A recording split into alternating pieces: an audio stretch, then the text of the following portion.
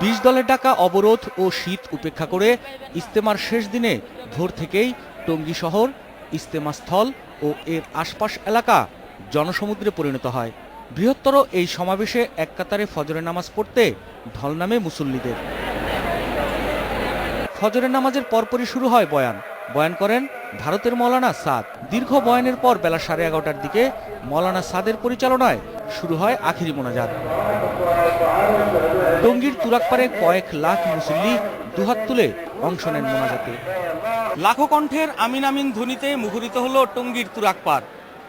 দেশ বিদেশের ধর্মপ্রাণ মুসল্লিরা মানবজাতির শান্তি ও কল্যাণ কামনায় প্রার্থনা করলেন আল্লাহ তাআলার নৈকট্য লাভের আশায়। মুসল্লিরা জানান, একটু বেশি সওয়াব পাওয়ার আশায় বিশাল এই জামাতে অংশ নেন তারা। কামনা একটাই, দেশবাসী ভালো থাকবে, যারা কবরবাসী হয়ে গেছে তারা ভালো থাকুক, আল্লাহ তাদেরকে ব্যস্তবাসী করুক। দেশের জন্য, সমস্ত মানুষের জন্য আল্লাহ তাআলা যাতে সবাইকে হেদায়েত দিয়ে দেয়, সবাই যাতে সবার উপর যাতে আল্লাহ রাজি হয়ে যায়। কারণ এসেছি ওই কাজ আল্লাহ তাআলা আর আমি আগে এগিয়ে রাখে, আর আমরা এই জামাতের কাজ আগে এগোই। আমাদের গুনাহ মাফের জন্য দোয়া করলাম, আর মুসলিম উম্মার জন্য শান্তির জন্য দোয়া করলাম।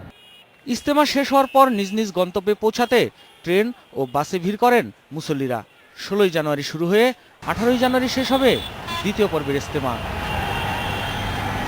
Saiful Shahin, Independent News, Tongi, Gazipur.